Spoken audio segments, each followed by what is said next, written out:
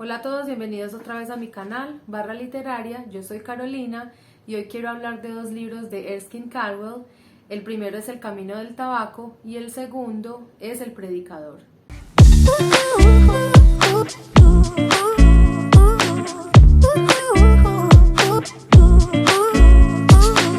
El primer libro del que quiero hablar es El Camino del Tabaco, que fue publicado en 1932 y nos habla de una familia en un lugar rural llamado Fuller.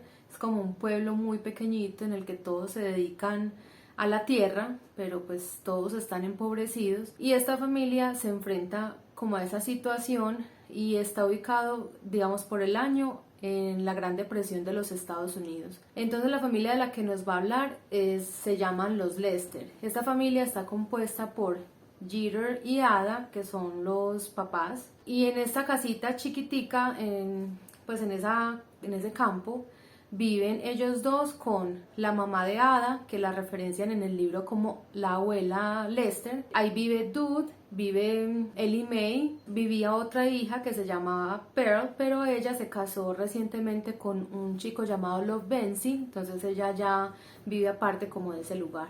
El deseo que sentía de arar la tierra y de plantar algodón en ella, para luego estar sentado a la sombra durante los meses de calor, viendo crecer y florecer las plantas, era aún mayor que los aguijones del hambre en su estómago. Podía estar tranquilamente sentado soportando el hambre, pero verse obligado cada día a vivir y mirar los campos sin arar era un sufrimiento que creía soportar por muchos días.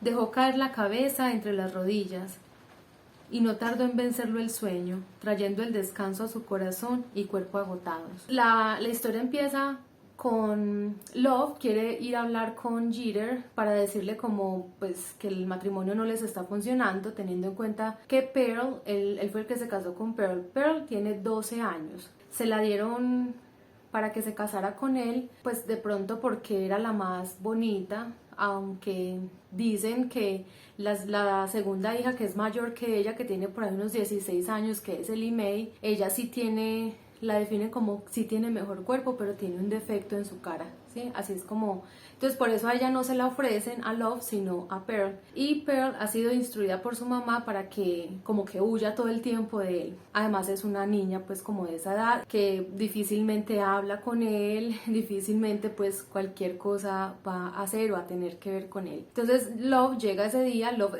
es como de la gente así pobre del lugar, el que no está tan mal. Él tiene un trabajo, gana unos $, pues por semana, y logra vivir o comer medio decentemente, a comparación pues como de los Lester. Love lleva como un bulto de nabos y está hablando con Jeter. Entonces le está poniendo pues como la queja de que mire, esa muchacha no me para bolas, no hace nada, no duerme conmigo, no me prepara la comida, absolutamente nada. Jeter está tratando como de, sí está preocupado, o sea, prestándole atención más que todo, no preocupado en realidad, sino por la bolsa de nabos, ¿cierto? Entonces él está todo el tiempo como mirando, y todo el mundo está en función de esa bolsa de nabos, obviamente por la hambruna que están viviendo. Ellos no comen, difícilmente comen en el día. Lo que pasa ahí es, ellos están como, Jeter está como, pero dame nabos, pero comparte, no sé qué. Por Cristo bendito, Love, todos los malditos nabos que planté este año están comidos por los gusanos, y no he conseguido uno bueno desde la primavera del año pasado. Todos mis nabos están llenos de esos malditos gusanos verdes, Love. No puedo entender por qué hizo Dios a esos gusanos. Parece como si quisiera castigar aún más a los pobres. Y él es tratando de desviar la atención para lo que le interesa, que es tener a su mujer, ¿cierto? A Pearl, que él vaya y la haga entrar en razón, o que miren a ver cómo pueden cuadrar. Eso fue como lo que más o menos uno entiende. Mientras tanto, mientras él está tratando como Jeter de calcular como, bueno, ¿qué hago para que me dé esa bolsa de nabos? ¿Qué más le ofrezco?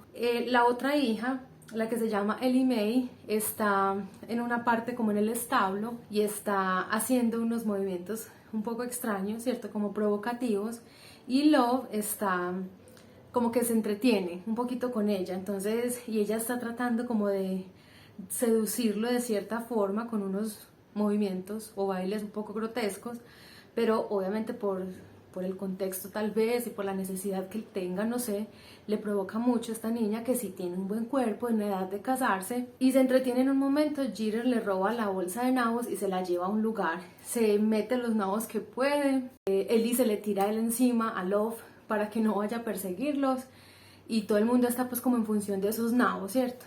Al momento se logran librar, se sale pues como de la situación, Love sale, trata de recuperar la bolsa, pero pues ya no hay mucho que hacer porque él ha logrado comer y esconder algunos y además está pues por allá como en un matorral. Él no se va a meter allá, simplemente se va y trata como de solucionar las cosas. Estos Lester, ellos tienen muchos más hijos.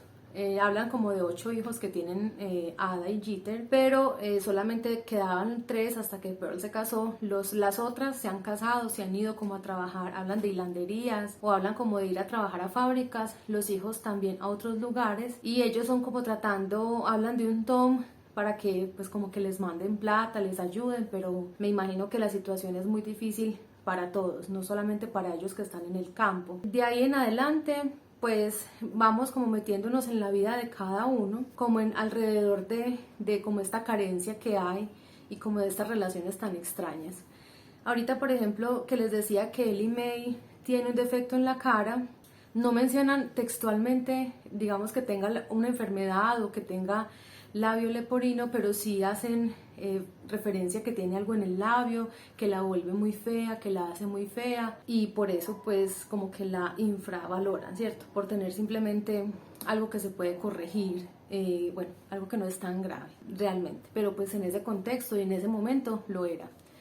Resulta que en ese lugar todos están tratando como de hacer algo. Entonces Dude es el hijo, está como en la misma edad de Ellie Mae, diría yo que es un poco mayor, pero a él no le gusta trabajar en el campo. El papá trata pues como de convencerlo para que vayan a hacer la cosecha, para que vayan a buscar trabajo, para que hagan alguna cosa y no han podido. Primero por la época como del año, no pueden y segundo no tienen crédito. Entonces ellos, primero la tierra no les pertenece, digamos los Lester tenían esa tierra antes, pero hubo una época de bonanza que era con lo del tabaco. Ellos se metieron como en créditos o cosas así, que es como en la época, como la mayoría de gente perdió las tierras, metiéndose en créditos para poder hacer como lo del tabaco, para poder trabajar la tierra, pues la perdieron. Entonces, quienes son los propietarios de esa tierra, los dejan vivir ahí. Lester, pues ellos juran que la tierra les pertenece, pero en realidad no. Quien los deja vivir ahí, simplemente cuando estuvo pues la época muy buena, estuvo todo el tiempo pendiente, pero una vez vio que ya las tierras no eran fértiles, que ya no servía para nada, que todo estaba seco, ya no había nada que hacer, pues se fueron y simplemente les dijeron como vivan ahí, pero entiendan que esto es mío. Y la mayoría de lugares, de personas que están viviendo ahí, como los vecinos y eso, están más o menos en las mismas condiciones, en casas pues caídas prácticamente, podridas, digamos la madera, y si se cae pues ya nada que hacer, tienen ellos que o bregar a organizarla o simplemente irse y buscar, no han podido. Lester dice que ama la tierra, que le gusta trabajar la tierra, pero yo siento que él es un poquito el papá, pues, ¿cierto, Jeter? Que yo siento que él es más bien soñador, él sigue pensando que va a lograr venderle la idea a alguien para que le dé plata para trabajar la tierra. Entonces él habla de que sí, que el otro año va a ser, que espera y verá, que van a preparar las tierras, que él va a ir madrugar a ir a yo no sé dónde a conseguir quien le dé plata, les va a vender la idea. Y ellos tienen en una parte de ese terreno como unos árboles, especie de pinos o cosas así, que realmente no las pueden vender bien, porque ni siquiera para leña, porque según como se describe ahí, ni siquiera quema bien. Pues él está tratando, él como que no entiende la situación.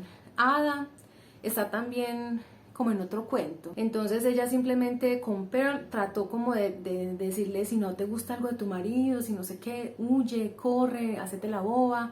Entonces por eso Pearl pues es así, ¿cierto? Como con esa relación que tiene. Y la abuela de Ada es el papel de ella, digamos como a ella la describen, es como alguien que no existe, incluso no le dan comida.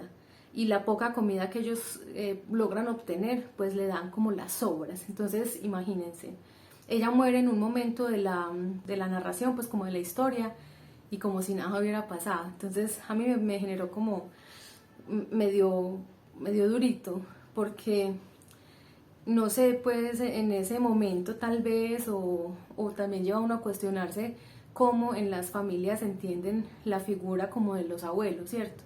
Entonces ahí era como alguien que no existía, medio ni se le consultaba para nada, y la hija pues como con sus pesadumbres lograba medio hacer algo por ella, que en realidad no era tanto. Y bueno, Jeter obviamente pues ni le iba ni le venía nada. Dude, entonces es el hijo que él trata de convencer, mire, trabajemos, pero es más bien tiende a ser como vaguito, ¿cierto? No le gusta trabajar la tierra, él sueña con otras cosas, está como en otro momento pues.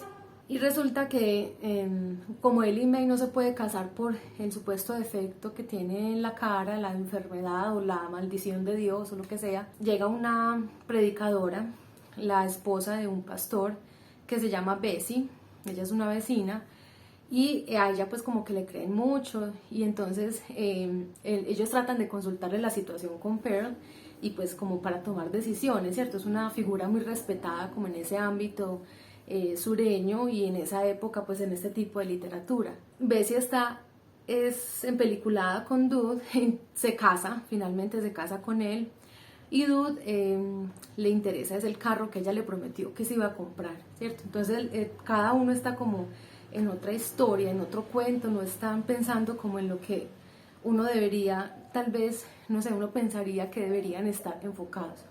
Y Ada, en esa forma como de estar ahí, yo no sé, yo siento que Ada, yo al menos sentía mientras leía, que Ada parecía, no sé, como que tenía una enfermedad mental o algo así, porque yo la sentía como muy nerviosa, y sentía que Ada también estaba pensando siempre en poder tener plata para tener un vestido con el cual pudiera ser bien enterrada. Entonces ese matrimonio que tiene Bessie con Dude, Bessie está pues enamorada, encantada de este chico jovencito para ella, y él está solamente preocupado por ese carro que ella le prometió que iban a comprar. En el carro entonces que Bessie compra se gastaron lo último que tenían, digamos le habrán quedado unos pocos dólares para cualquier cosa, pero casi todo lo que le había dejado su anterior marido se lo metieron a ese carro. Este Dude está como loco manejando, por allá tienen un accidente, matan a alguien, siguen los Lester, pues Jeter y Ada, ¿cierto? Quieren que los lleve al pueblo, entonces Jeter, para aprovechar y sacar toda la leña que tienen para poderla vender, llegan al pueblo, no logran por obvias razones vender nada por la madera, ¿cierto? Porque no es para nada, digamos, quienes conozcan de ese tipo de madera no la van a comprar con los fines que ellos tienen, pero él no ha entendido, ¿cierto? Él sigue sin entender que no va a poder vivir de la tierra como él piensa, como él cree, y además, no sé, a mí me parece que es como una excusa aparte de esa forma de soñar. Bessie también tiene un defecto, como que no tiene nariz. Algo habrá pasado en su vida que esa mujer no tiene nariz y tiene como un hueco, no sé, pues yo creo que es esta parte de acá la que no la tiene. Entonces todo el mundo como que habla con ella, de una vez mira el defecto, ¿cierto? Obviamente, me imagino que es para hacer esto grotesco, ¿sí? Digamos el ambiente en el que ellos viven, no sé, están pensando en un montón de cosas al mismo tiempo, enfocados en un montón de cosas al mismo tiempo, que no les da como espacio para otras que sí sean realmente, digo yo, pienso yo, tal vez importantes.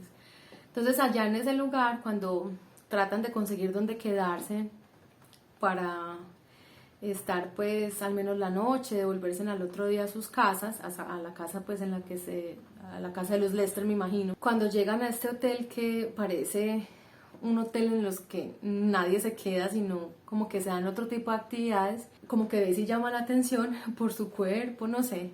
Entonces Jeter va y como que la vende de uno tras otro, no sé, Duda está pensando en su carro, Bessie está haciendo y deshaciendo en la noche, Jeter está como tranquilo tratando de sacar provecho de un montón de situaciones, y bueno, se devuelven. Cuando pasa el invierno y llega el tiempo de quemar los juncos en el campo y las hierbas en los matorrales, me parece como si me entraran ganas de llorar. El olor de ese humo parece como si casi me volviese loco. Después todos los demás empiezan a arar y eso es lo que más me duele. Cuando me llega el olor de la tierra fresca, de los surcos que quedan detrás de los arados, me siento sin fuerza y empiezo a temblar.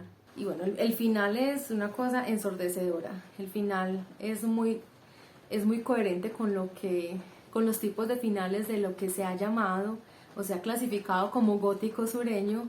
Yo creo que ese final, que pues no quiero contarlo para que pues vayan ustedes a leerlo y lo descubran, hace en Jeter que se repita la historia. Siento yo que tal vez se repita la historia. Obviamente no lo desarrollan sino hasta cierto momento en que Jeter ve la situación y toma una decisión, pero siento que se va a repetir la misma historia del padre. Simplemente a mí me gustó mucho. Yo antes no había leído nada de Erskine Caldwell. Se me había sugerido muchísimo porque a mí me gusta. Si ya saben, pues si han visto las otras reseñas sobre libros, me gusta mucho Flannery O'Connor, me gusta mucho eso que ahorita decía, se ha llamado, se ha catalogado como gótico sureño. Siempre me lo había recomendado mucho a él, incluso como antecesor de Flannery O'Connor, pero no había tenido la oportunidad hasta estos dos libros de los que pues quería como contarles hoy. Este es un libro que logra atraparlo a uno, pues porque tiene esos temas propios del gótico, ¿cierto?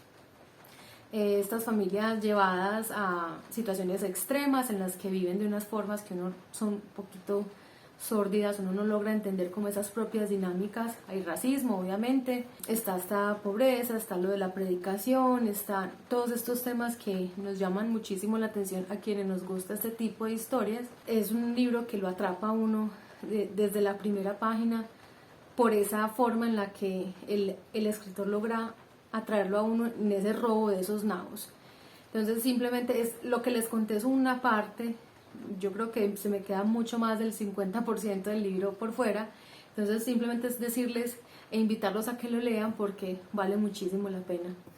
El destartalado automóvil salpicado de barro salió de la carretera y se detuvo junto al Magnolio. El hombre alto y delgado parecía haber vivido de medias raciones desde el día en que fue destetado. Se quedó serio e inmóvil, con las manos agarrando el volante.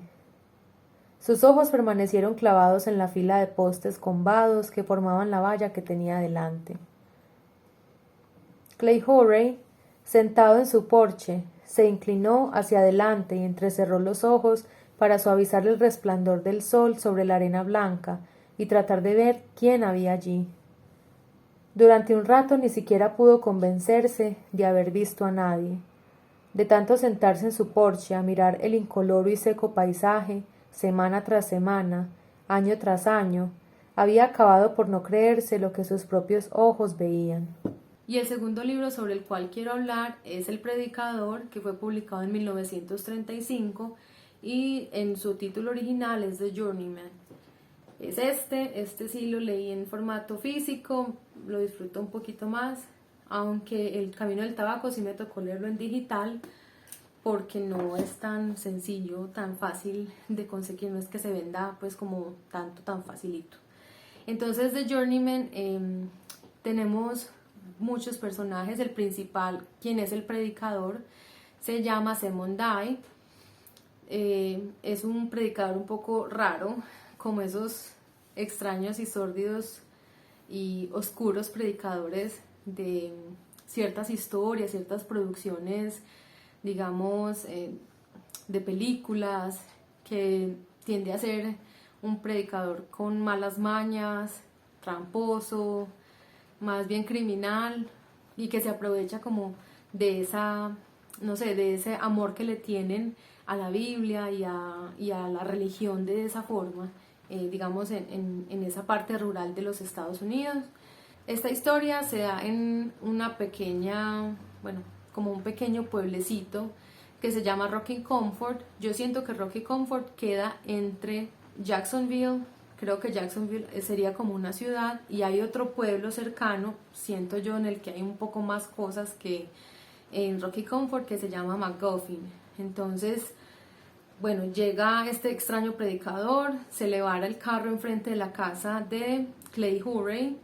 Clay estuvo un tiempo casado con una mujer llamada Lorraine, después ya está casado con una chica de 16 años que se llama Dean.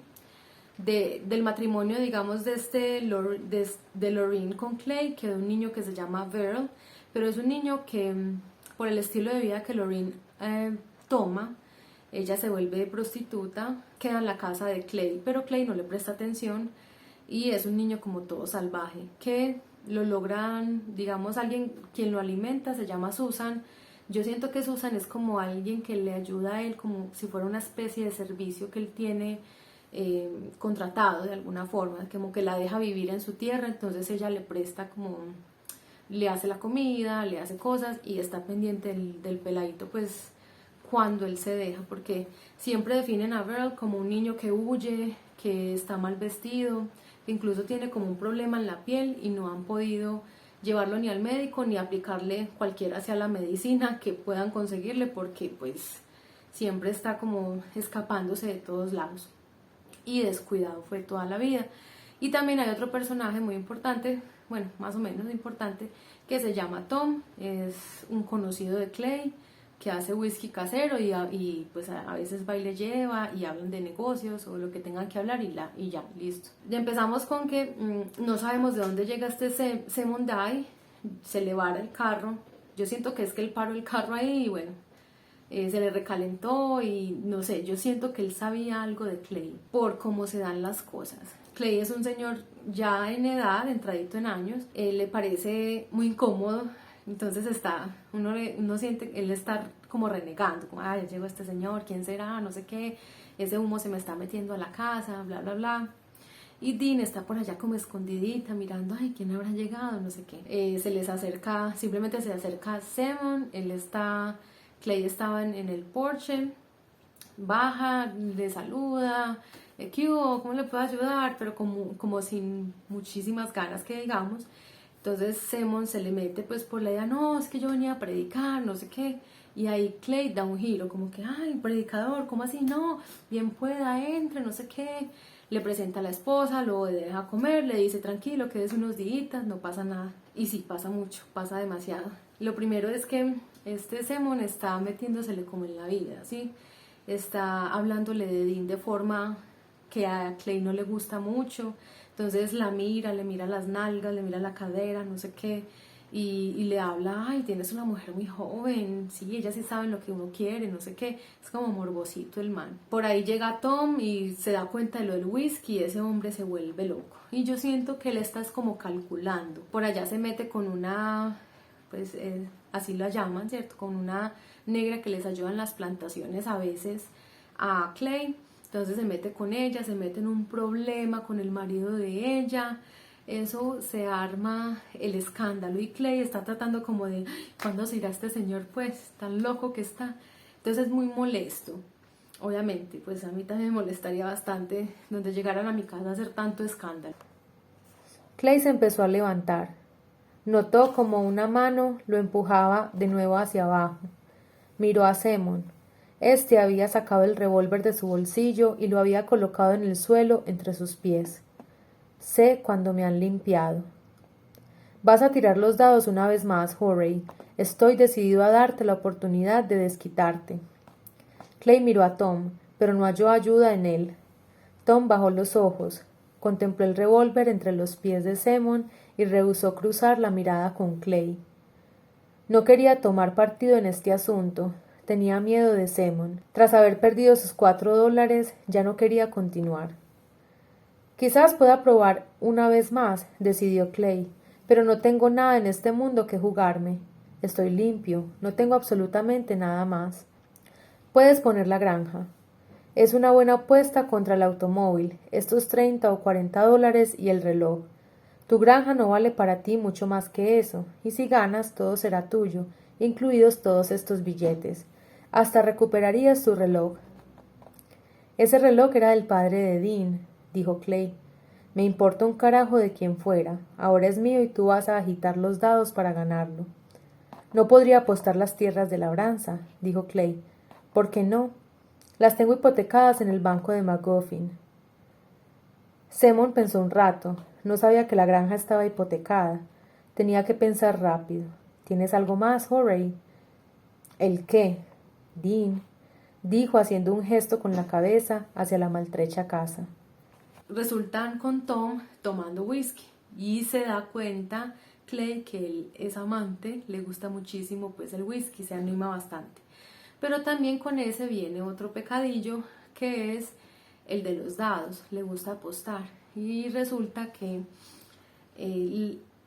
primero como que los reta a Clay y a Tom. Entonces Tom como que le saca, le hace el quite y Clay sí, Clay también, yo por ahí tengo como $2, me los voy a gastar, tan. Y este hombre parece como que hace trampa con los dados porque todo el tiempo está ganando. Entonces primero empezó retándolos. Y después, cuando Clay se quiere retirar, le dijo, no, yo ya perdí la plata, pues como que tenía un poquitico ahí. No pienso, además no tengo plata, usted sabe, debo la casa, debo no sé qué, miren, Entonces ya Semon se enoja bastante y lo obliga. Le dice, no, es que tú tienes, yo te digo que lo vas a hacer. Entonces él como que se queda, bueno, por ahí tengo un reloj que me dio el papá, que me dio Dean, del papá, no sé qué, es un reloj de oro, míralo, bueno. Pero ya está, Clay ya está como a la defensiva, como, uy, ¿quién es este? Ahora sí me da miedo. Pues yo al menos pensé eso. Apuesta en el reloj, lo pierde obviamente, porque él dice, eso tiene que tener esos dados arreglados, eso no es cierto.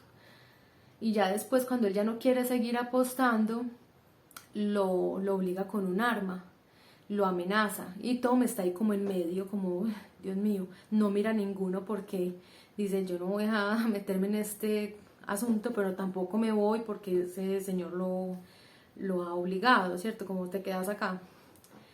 Y resulta que Clay pierde todo, incluso le obligó él a apostar a la esposa.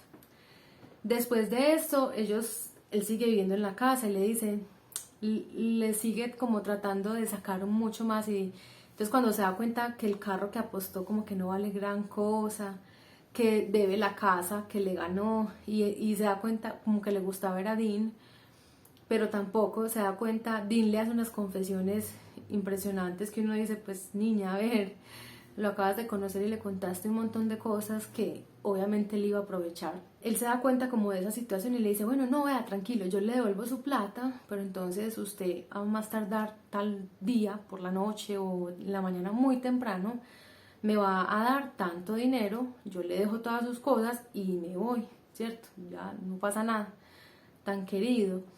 Entonces este pobre Clay, sí, claro, trata como de hacerlo, pero primero lo pone a hacer un montón de trabajo. Le dice, no, vamos y me va a llevar a predicar en no sé qué lugar. Y resulta que van, siendo pues Rocky Comfort, entendiéndolo yo como, digamos, el banco está en McGuffin. Entonces, si en Rocky no tienen ni siquiera pues como una oficinita de banco, nada, entonces uno dice, ¿qué tipo de pueblo es ese? Incluso las vallas como que están caídas, todo está desteñido como lo describen, pero yo siento que se van a un pueblo cerquita, pero aún más, mejor dicho, más olvidado que Rocky. Entonces allá él dice, listo, lléveme allá a esa escuelita, no sé qué. Tom también se pone pues como, yo creo que se siente culpable de alguna forma. Entonces le dice, sí, venga, hablemos para que en esa escuelita yo no sé quién vaya y usted haga su predicación y pueda pues como ellos sienten también como que consigue lo que necesita, que es plata y se larga. Allá llega y obviamente la gente es muy pobre, ¿cierto? El himno fue cantado por tercera vez. Clay y Homer tocaban con todas sus fuerzas. Alguien gritó en medio del aula. Semon dejó de hablar con la mujer y fue corriendo a ver de qué se trataba. El despertar de las almas progresaba más rápido de lo que pensaba. Supo entonces que podría prescindir del banco de los dolientes y pasar de lleno a la exhortación de los pecadores. Era Lucy Nixon quien había gritado. Fue la primera quien había conmovido el espíritu. Alabado sea Dios, dijo Semon, frotándose las manos. Lucy continuó temblando violentamente. Su cuerpo se agitaba entero. Semon la cogió del brazo y la condujo por el pasillo hasta la plataforma. «¡Está renaciendo!», gritó la gente. El caballo de Lucy se había soltado y su rostro se había crispado. Con cada grito saltaba más y más alto en el aire. «Alabado sea Dios», gritó él, «está renaciendo». Los hombres que se habían congregado en el fondo del aula se movieron hacia adelante en masa. Todos querían ver a la muchacha de Nixon agitándose.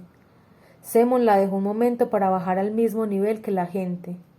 Quería llevar a más personas al banco mientras proseguía de excitación. La muchacha gritaba a intervalos regulares.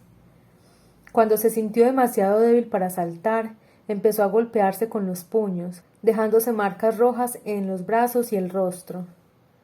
«Alabado sea Dios», gritó un hombre. Él dio un brinco muy alto, estirándose el cabello y haciendo sonidos ininteligibles con la garganta. Lucy Nixon empezó a tener convulsiones. «Está renaciendo», gritó Simon corriendo de vuelta a la plataforma. Se quedó junto a ella para poder cogerla si de repente se dejaba caer. Y casi siempre van es mujeres, no fueron como los hombres, ellos están ahí como detrás de esas mujeres, digamos el esposo de no sé quién, están ahí afuera, pero casi todas son mujeres. Y él está predicando una tarde entera por la noche y como esta gente pues nada, no aflojan nada, no le dan plata y él se enoja, él dice como que no, es que no soy convincente, no sé qué. Ya Lorraine estaba allá, llegó allá pues porque Tom la llevó, o sea, Tom también es tremendo. Entonces Lorraine está detrás de bambalinas y le dice como, perdedor, nadie te va a creer, no sé qué. Resulta pues que la gente entra en un éxtasis y nadie le da plata, ¿cierto? Simplemente se fue y Lorraine le había dicho como que bueno, sí, yo me voy con usted, deje a Clay en paz, déjelo tranquilo, que tampoco se merece tanto. Se devuelven al lugar y bueno, ya se imaginarán que otras cosas suceden y qué pasa incluso entre Simon y Clay. A mí me gustó mucho, incluso este fue el primer libro que yo me leí de Erskine Caldwell, siendo publicado pues años después que del Camino del Tabaco, y a mí me encantó. O sea, si a mí el Camino del Tabaco me pareció una lectura adictiva que no podía dejar en ningún momento, esta sí fue la exageración. O sea, uno empieza a leer esas descripciones que hace Erskine Caldwell, incluso a mí me gustó mucho más como los personajes que presenta y cómo los presenta, siendo las dos obras muy buenas.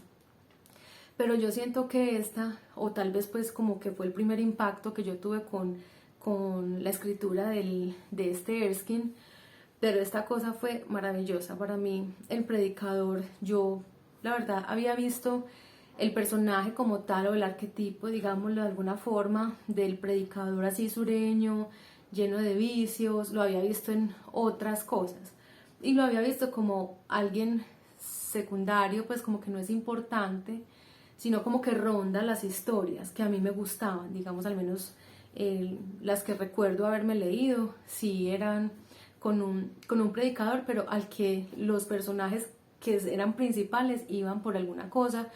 Incluso en series como la de True Detective, que es una serie que a mí me fascinó, por ahí se ve como que los detectives van a donde un predicador que es alcohólico, que pues tiene todo, todo lo que uno pensaría no tendría alguien que predica y habla sobre un montón de cosas que se deben y no se deben hacer, pero nunca como el personaje principal o sobre el cual como se diera o se viera la historia, los personajes, la vida incluso.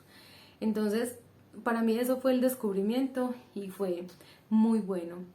Muy bueno entonces por las descripciones, porque hay otros temas que le sugieren a uno, por ejemplo, en una de esas borracheras más o menos de Simon con Tom y otro señor por allá que están buscando whisky, hay algo muy sórdido que habla como de la mirada. Entonces el señor como que tiene una rutina de mirar por la rendija o el huequito de no sé dónde a una gente.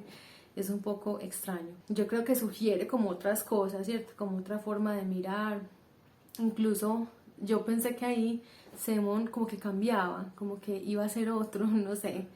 Pero en general es una historia muy distinta, muy buena, que complementa mucho esa mirada y eso que uno ha leído sobre el sur de los Estados Unidos, que lo recomiendo. Los dos libros los recomiendo. Incluso pues si les gusta ser escritores, él tiene por ahí sobre un artículo, incluso Es la parte, como el prólogo de las historias del norte y sur, que son unos cuentos sobre el sur, obviamente, ¿cierto? Como sobre ese tipo de temas que a mí tanto me gustan, en los que habla de la escritura, como de su perseverancia para ser escritor, que no se dejó nunca desanimar. Entonces, yo creo que es un autor muy completo, digamos, apenas he leído estas cosas que les he contado, uno que otro cuento por ahí que no recuerdo realmente, pues como, al menos no más que estos dos libros, pero sí, los recomiendo los dos absolutamente, al autor también. Y bueno, no sé, ojalá que ustedes se lo lean y les guste tanto esta nueva mirada sobre el sur de los Estados Unidos. Y además, si ya lo leyeron, pues les agradezco que dejen comentarios si les gustó tanto como a mí, o si quedan pues muy animados para la lectura. Esto ha sido todo por esta reseña y nos vemos en otra. Chao.